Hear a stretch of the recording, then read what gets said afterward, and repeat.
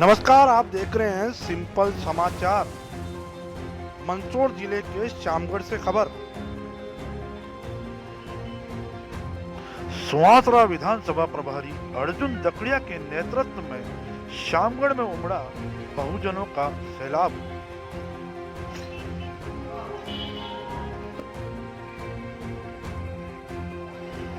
Azad Samaj party के राष्ट्रीय अध्यक्ष विजय रतन सिंह का आज श्यामगढ़ में आगमन हुआ।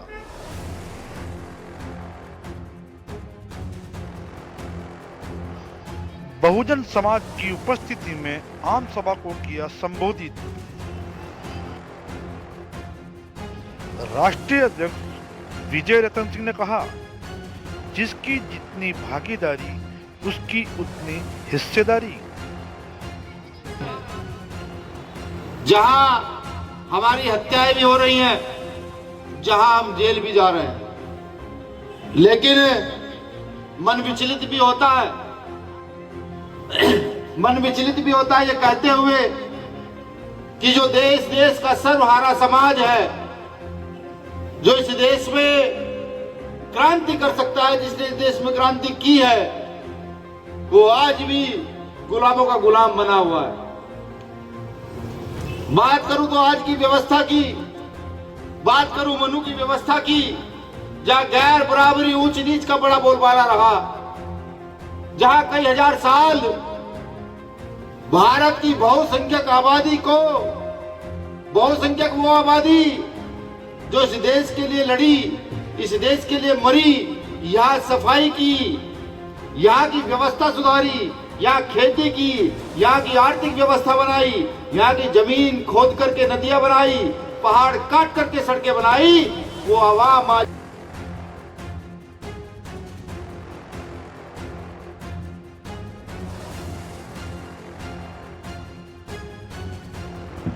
इस प्रायोजन को लेकर मध्य प्रदेश की सरजमी पर आपका आगमन हुआ है। देखिए, भीम आर्मी का जो सीधा प्रायोजन है, ये वो इस देश के शोषित वंचित वर्ग को एकजुट करे, लड़ने के लिए तैयार करे, जो अधिकार उनके सदियों से छीने जा रहे हैं वो उनको मिले। क्योंकि भारत के अंदर भारत की सारी संपदा जितनी भी है, आप देखिए इतने सारे लोग यहाँ पर हैं, आप सर्वे कीजिए, अगर इनमें से एक भी व्यक्ति का पेट्रोलियम में कहीं खदान में कोई ठेका मिल जाए, मैग्नीशियम में कोई मिल जाए, नहीं मिल पाएगा। ये सब लोग गरीब मजदूर किसान हैं। जब से आप जब सर्वे करेंगे तो आप ये देख पाएंगे कि भारत की सारी संपदा, धन संपदा जो 5 या 3% लोगों के पास है, सारी, ठीक, जिसमें अडानी, अंबानी, टाटा, बिरला सब लोग हैं। ऐसा क्यों? मैं भारत को कोई माता कहता, कोई देश कहता है, बराबरी है सबकी।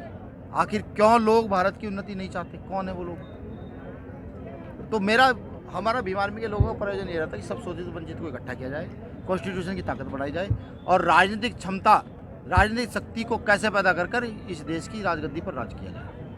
संविधान यात्रा का सीधा मतलब निकालने का यह है कि लोगों में जागरूकता फैले। लोगों में जागरूकता फैलेगी, लोग एक्टिव होंगे तो अपने अधिकारों के लिए लड़ेंगे, और जब अपने अधिकारों के लिए लड़ेंगे, सरकार बदलती रहेगी, आती जाती रहेगी। जब संविधान पर भरोसा करते हो तो मरने मारने और जूते मारने वाली बातें क्यों? नहीं, देखिए, मरने मारने जूते मारने वाले समझना पड़ेगा। ये कॉन्स्टिट्यूशन ये राइट देता है कि अगर आपके साथ गलत हो रहा है, आपको कोई मारने आ रहा हो, तो उससे पहले आप उसको मार सकते हैं। जूते मारने की बात इसलिए है कि जो लोग सदियों से हक अधिकार दबाए बैठे हैं, मंच पर खड़े होकर बड़ी बड़ी बात करेंगे, 5 साल में निकल के बाद घर जाएंगे। क्यों? वो लोग जो गरीबी भूखमरी में मर रहे हैं, जिनके बच्चों को एजुकेशन नहीं मिल पा रही है, रोटी नहीं मिल पा रही है, वो कहाँ जाएंगे? वो सिर्फ क्या वोट देने के लिए है? नहीं, ये भारत है, लोकतंत्र का देश है, और लोकतंत्र में प्रत्येक व्यक्ति को अधिकार है अपनी बात रखने का, पूछने का। लेकिन आज देश के अंदर अपनी बात पूछना ही गुनाह हो गया है।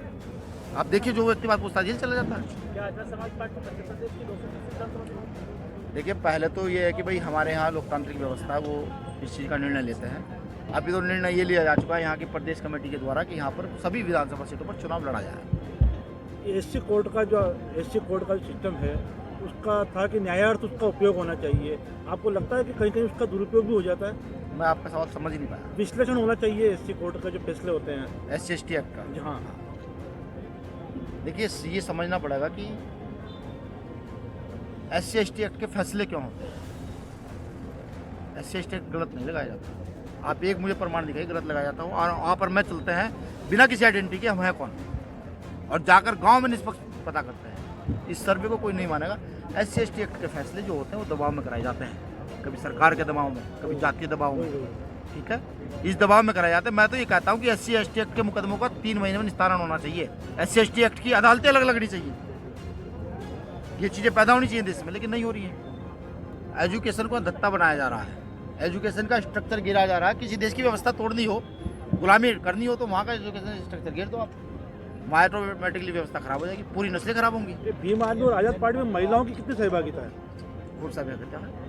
आज देखने को नहीं मिला पब्लिक के बीच में। हाँ नहीं, बिल्कुल, ये शायद ऐसा रहा होगा भाई, हमारी टीम जो है ना महिलाओं तक यहाँ लाने में नाकामयाब रही हो।